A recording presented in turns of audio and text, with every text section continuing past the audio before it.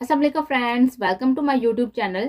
आइए अब हम नाल के पारा नंबर 14 की तरफ पढ़ते हैं। वो सूरा फ्राक पहने हुए, माथे पर बिंदिया और कानों में अवेजे पहने और हल्के फुल्के मेकअप किए हुए सादगी में भी गजब डाल रही थी।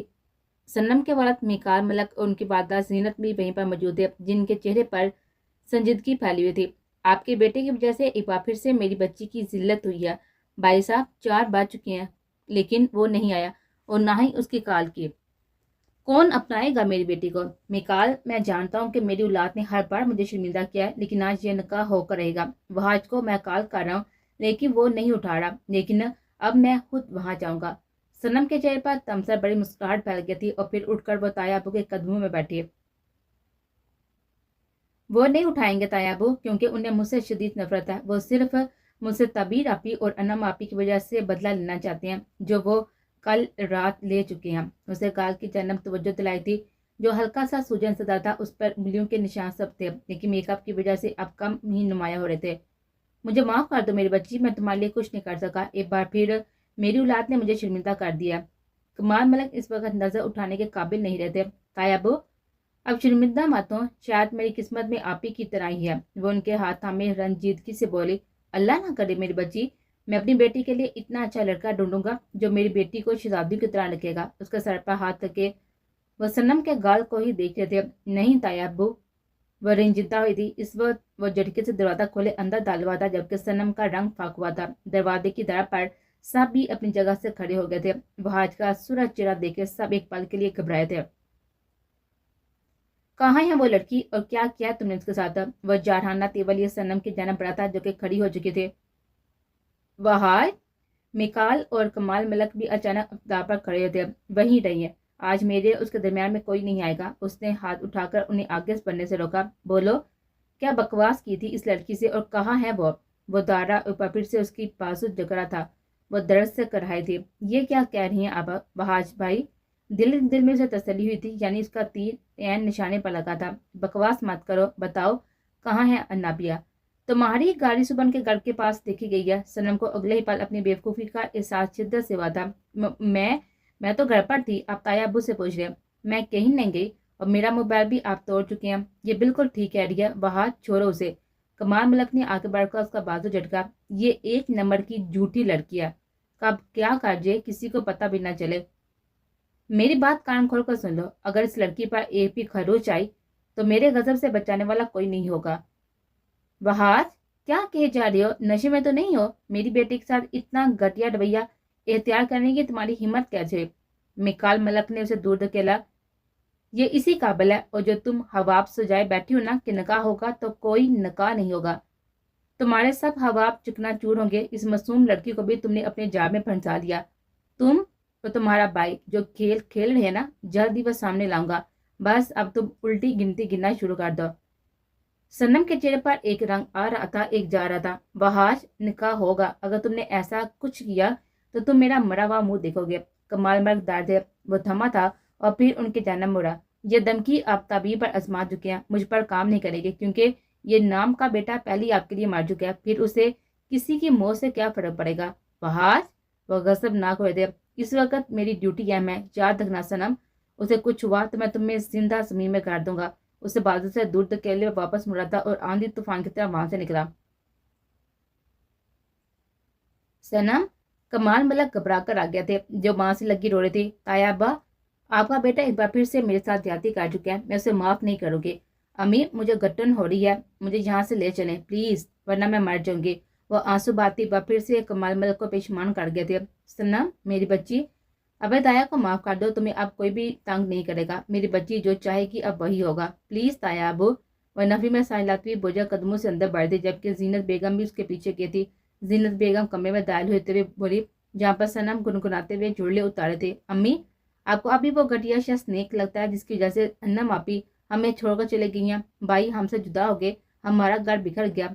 सदा शुक्र है कि मेरी जान बाज गई, वरना वो जलाद इंसान मेरी जिंदगी बर्बाद करके रख देता। वह भड़के थे। तुम नहीं जानती सनम, तुम कुछ भी नहीं जानती। तुम खुद को बर्बाद करियो, एक दिन पछताओगी तुम। वो थक कर वहीं बेड पर बैठ गए थे। अम्मी, मुझे कुछ जानना नहीं है। वो लापरवाही से बोलती अनाबिया के बारे में सोचने लगी थी, जिसने اس کا کام آرام سے مکمل کر دیا تھا۔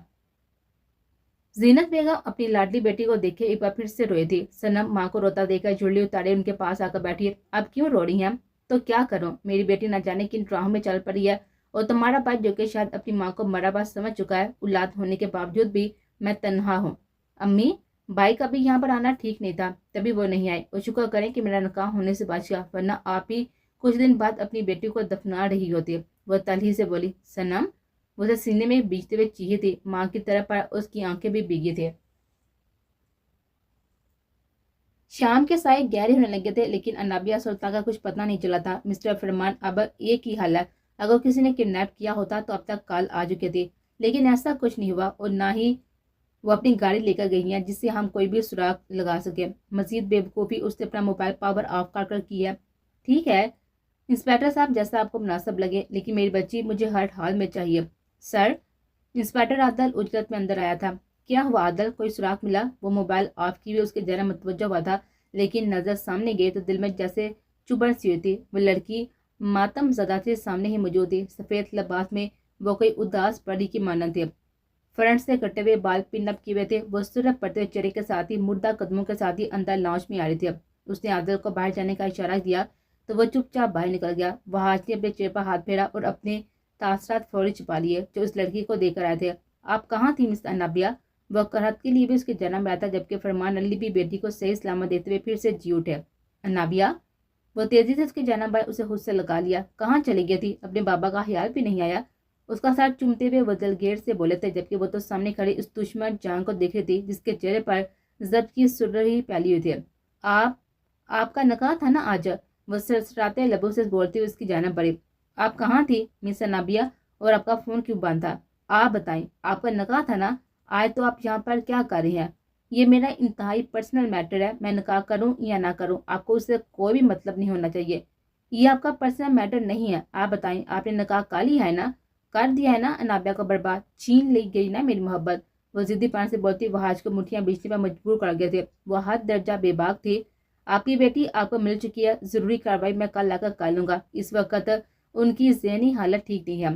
وہ فرمان علی سے مخاطب ہوا تھا جو بیٹی کی وجہ سے شدید شرمندگی میں ڈلے ہوئے لگ رہے تھے۔ وہاج، آپ ایسا نہیں چاہیں گے، آپ کو جواب دینا ہوگا۔ انابیہ کی نظر اس کی گردن پہ گئی جہاں پہ ہراشو کے نشان تھے۔ سنم کی کہے کے بھی ہر بات کی تصدیق ہو چکی تھی، یعنی وہ شخص عزت کا لٹیرا ہی تھا۔ سنم جھوٹی نہیں تھی۔ وہ ایک پل کے لیے ساکت ہوئی، لیکن شرط نہیں چھوڑی، اور نہ ہی وہاج کو سمجھ آیا تھا۔ تبسم، اسے کمرے میں لے کر جاؤ، فرمان علی غضب سے بولے تھے تو تبسم بیگم نے اسے تھاما تھا۔ انابیہ، چلو یہاں سے۔ ماما، انہیں کہیں مجھے بتا دیں کہ انہوں نے سنم سے نکاح نہیں کیا، ورنہ میں مر جاؤں گی ماما۔ وہ اب بھی بازی تھی۔ مس انابیہ، اپنی عزت کا خیال کریں، اب شاید تمیز تہذیب بھول چکی ہیں، آج کے بعد میری شرٹ پکڑنے کی جرت مت کیجیے گا۔ اور ہاں مسٹر فرمان علی، آپ کی بیٹی اب اگر کہیں غائب ہو جاتی ہے یا کہیں جاتی ہے تو مجھے کال کرنے کی کوشش مت کیجیے گا، میں اپنے کردار پر ایک چھینٹا بھی برداشت نہیں کر سکتا۔ اور ہاں، اپنی نام نہاد گٹوں کو تھوڑا کام کرے، اس پر قابو پائیے تاکہ آپ کی بیٹی آپ کے قابو میں رہ سکے۔ وہ انابیہ کو جھٹکتا ہوا وہاں سے لمبے ڈاک پڑتا ہوا نکلتا چلا گیا تھا۔ موڈ ٹھیک کریں اپنا، آئی تھنک اب تو ٹھیک ہو ہی جانا چاہیے۔ صبح سے ہر جگہ میں آپ کو لے کر گیا ہوں، جہاں آپ نے کہا، جہاں میں جانا نہیں چاہتا تھا تو تمہارا فرض تھا۔ وہ لاپرواہی سے بولی۔ سارے فرض میرے ہی ہیں، وہ سار نفی میں ہلائے ہوئے بولا تھا۔ میرا بھائی نہ جانے کہاں ہوگا۔ ویپا پھر سے روحانی سی ہوئی تھی۔ تعبیر، وہ کوئی چھوٹا بچہ نہیں ہے جو آپ ایسے پریشان ہو رہی ہیں، وہ ایک پولیس آفیسر ہے، لیکن آپ نے تو اسے گود کا بچہ سمجھ لیا ہے، اور صبح سے ہزار بار یہ بات جتا کر آپ نے مجھے پاگل کر دیا ہے۔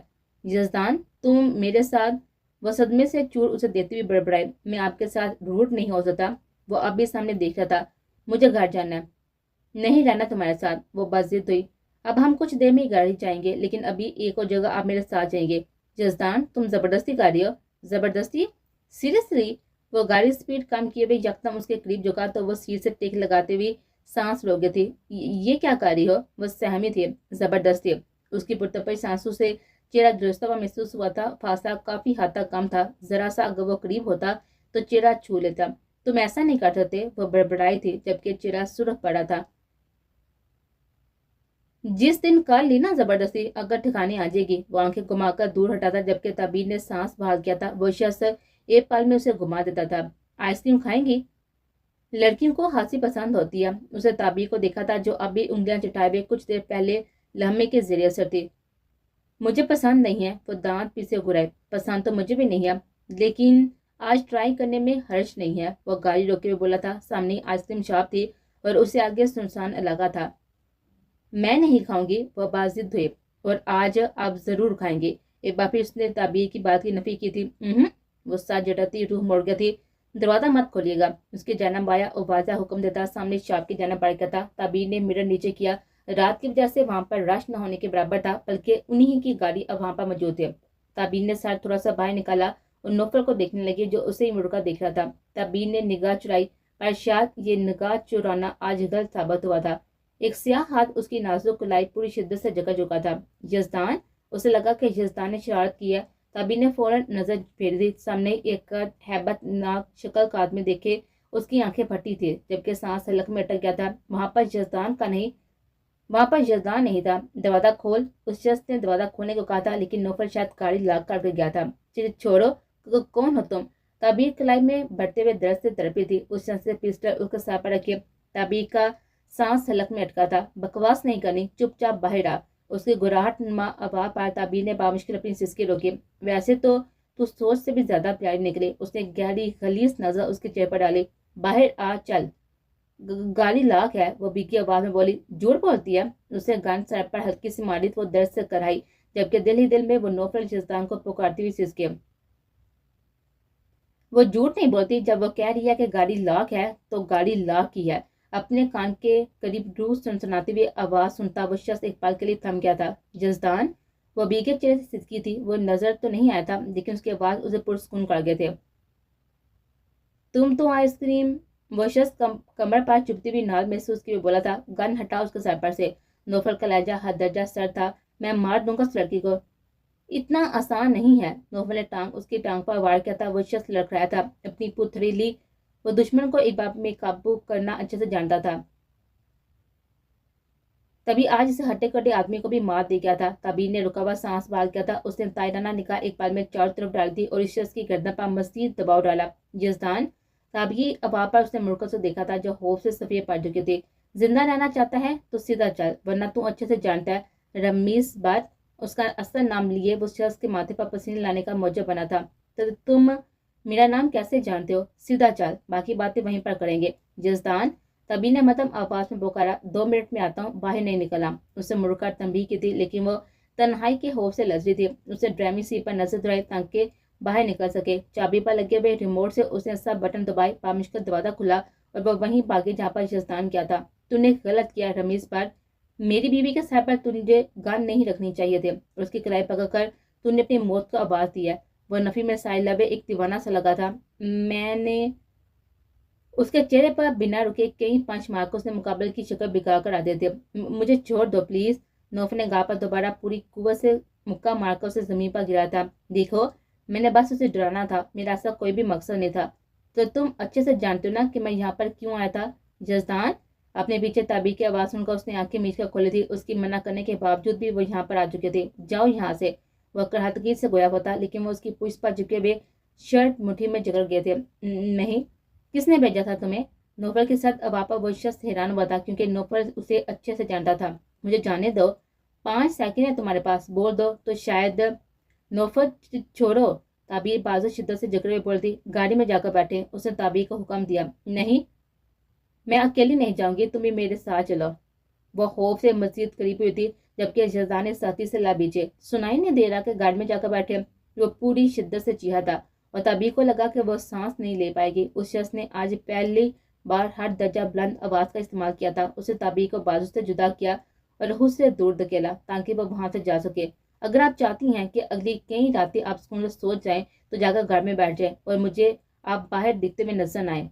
ताबी का चेहरा आंसू से भीग रहा था और नौफल के लफ्ज उसकी जान पल पल में नहायती तकलीफ से निकाल रहे थे।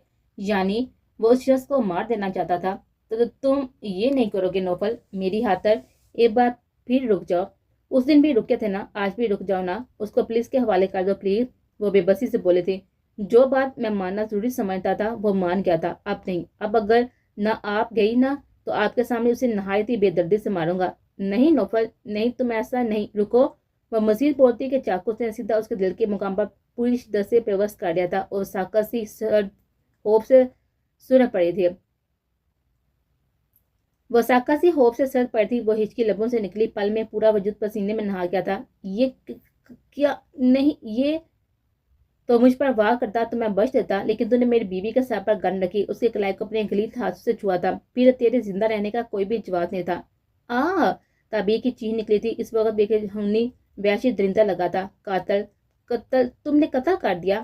میں نہیں رہوں گی, میں تمہارے ساتھ نہیں جاؤں گی. وہ قدم پیچھے لیتے ہوئے بڑبڑایا تھی. وہ تعبیر کی جانب بڑا تھا جو کہ خوف سے پیچھے جا رہی تھی. دور ہو, تم نے مار دیا, تم نے میری بات نہیں مانی. تعبیر کی نظر اس کی شرٹ پر گئی جہاں پر خون کے چھینٹے تھے. میں نے آپ کو کہا تھا نا کہ آپ گھر میں بیٹھ جائیں, لیکن آپ نے بات نہیں مانی. اور اس آدمی نے اس دوران 3 بار آپ پر گندی نظر ڈالی تھی, جو میں چوتھی بار برداشت نہیں کر سکتا تھا. صرف آپ کے حیا سے میں نے اس آدمی کو نہایت ہی آسان موت دیا, ورنہ نوفل یزدان کی درندگی آپ کی آنکھوں سے نیند چرا لیتی. وہ کان کے قریب گرایا تھا. اسے ساتھی سے بازو میں دبوچ لیا, جو بری طرح سے کانپی حواس کھوتی رہے تھے.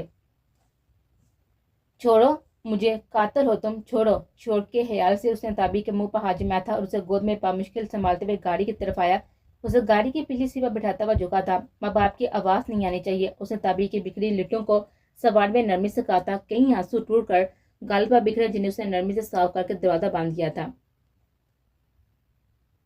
آدھی رات کا پہر شروع ہو چکا تھا, پر وہ آپ بھی ویران آنکھوں سے بالکنی میں قریب بہار سلطان کو سوچی تھی. صبح اس کی آواز موبائل کی رنگ سے کھلی تھی. ان نون نمبر دیکھا. اس نے کال اٹھانا مناسب نہیں سمجھا تھا, لیکن کال بار بار آئی تو اس نے فون کان سے لگایا. انابیہ, میں سنم بات کر رہی ہوں, تم جلدی سے اپنی سوسائٹی کے پارک میں آؤ, اور ہاں, اس نمبر پر دوبارہ کال مت کرنا, میں آدھے گھنٹے میں پہنچ رہی ہوں. اس کی آواز میں گھبراہٹ نمایاں تھی. تم ٹھیک ہو؟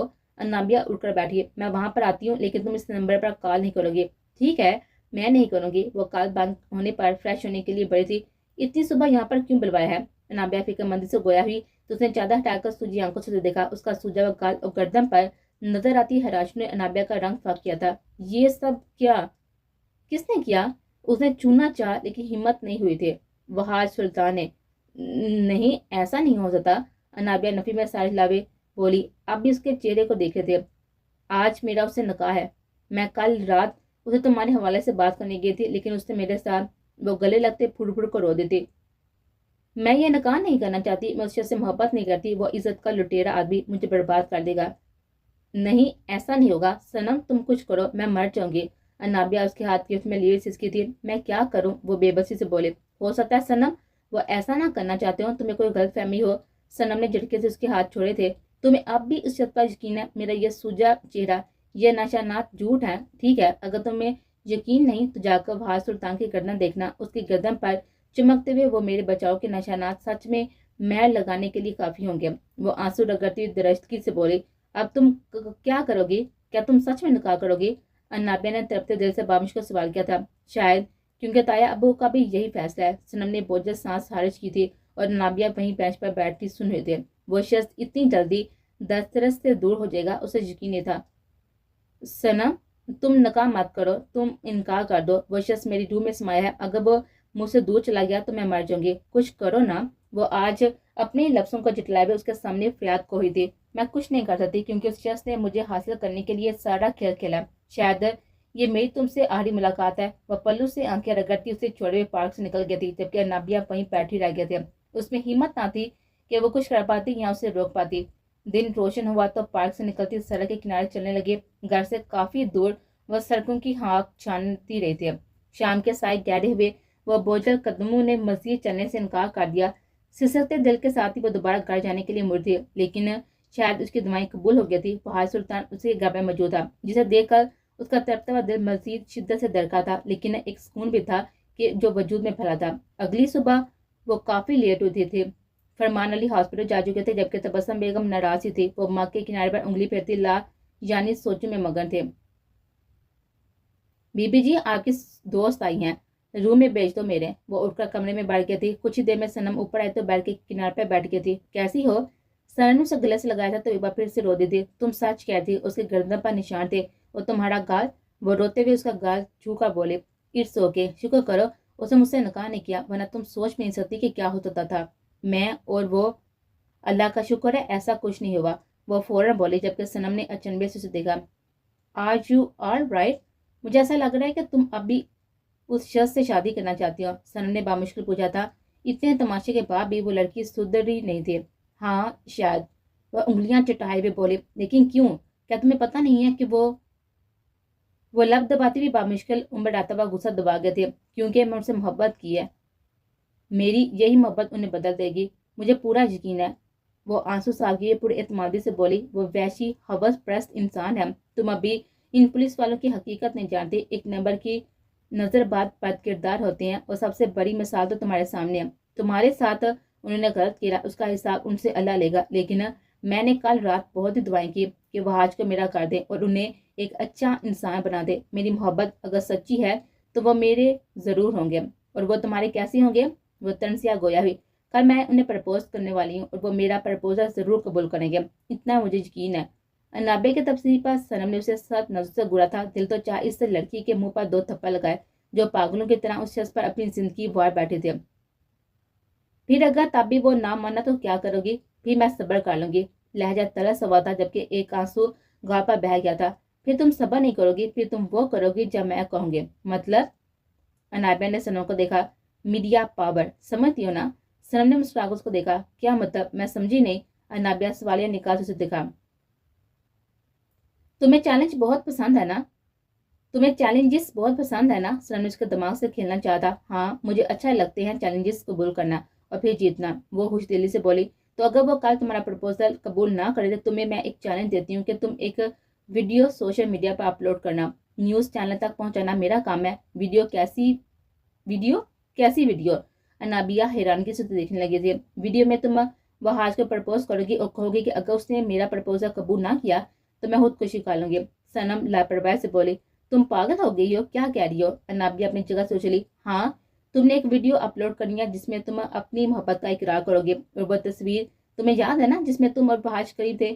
بلکہ میں نے ویڈیو بھی بنائی تھی، اسے تھوڑا سا ایڈٹ کر کے اپلوڈ کرنا ہے، پھر دیکھنا بحاج سلطان کو تمہارے ہونے سے کوئی نہیں روک پائے گا، بلکہ وہ خود تم سے شادی کرے گا۔ نیور، یہ کیسا بےہودہ مذاق ہے؟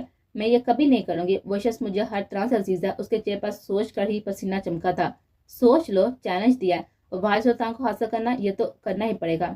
سنم اس کے چہرے کو دیکھے ہوئے اسے اکسایا تھا، نہیں سنم، بحاج کی عزت کا معاملہ ہے، میں یہ سب نہیں کر سکتی۔ اوہ کم مان، کون سی عزت ہے وہ جو دوسروں کو برباد کرنے پر آتا ہے؟ سنم کا تیز لہجہ اس کے بامشکل برداشت کیا تھا، جاؤ یہاں سے، میں ایسا ہرگز نہیں کروں گی، یہ غلط طریقہ ہے، تم مجھے اپنے گھر سے نکال رہی ہو؟ سنم جھٹکے سے کھڑی تھی، آئی ایم سوری، ایسا کوئی مقصد نہیں تھا، لیکن تم بھی بحاج کی طرح ہی نکلی خود غرض، اس نے بھی مجھے میری پکار کو رد کیا، تم نے بھی، حالانکہ تمہاری وجہ سے میں نے اپنی عزت خطرے میں ڈالی تھی، شاید میں ہی غلط تھی۔ وہ آنسو رگڑتی ہوئی باہر کی جانب بڑھی جبکہ انابیہ نے اسے بازو سے تھاما تھا۔ تم سمجھ نہیں رہی؟ انابیہ بے بس ہوئی، سمجھ تو تم نہیں رہی، میرا دماغ خراب ہے جو میں اس شخص کی عزت پر ہڑپ لاؤں گی، جیسا بھی ہے وہ میرا کزن ہے، ویڈیو میں تم نے کچھ نہیں کرنا، صرف اسے پرپوز کرنا ہے اور چند باتیں ایموشنلی کہنی ہے، یقین کرو وہ کافی خوش ہوگا اور شاید تم سے شادی بھی کر لے، اور ہو سکتا ہے کہ کل کے پرپوزل کے بعد ویڈیو کی ضرورت ہی محسوس نہ ہو۔ سنم ٹھہرے ہوئے لہجے میں بول رہی تو انابیہ نے بھی بوجھل سانس خارج کیا، مجھے لگا تم چاہتی تھی کہ میں اس پر الزام لگاؤں۔ نہیں، تمہیں میں ایسے لگتی ہوں؟ سنم چنچلائی تھی، اچھا آئی ایم سوری، میں روڈ ہو گئی تھی، لیکن کل تم میری ہیلپ کرو گی؟ انابیہ نے اسے گلے لگایا تھا، تمہاری ہر طرح سے ہیلپ کروں گی، لیکن مجھے اس شخص کے سامنے آنے کا کبھی نہ کہنا، میں اپنا زام ہڑے نہیں کرنا چاہتی، تمہارا نام اب کبھی نہیں آئے گا۔ وہ ہاتھ دبائے ہوئے بولی جبکہ سنم اس کے گلے لگ چکی تھے۔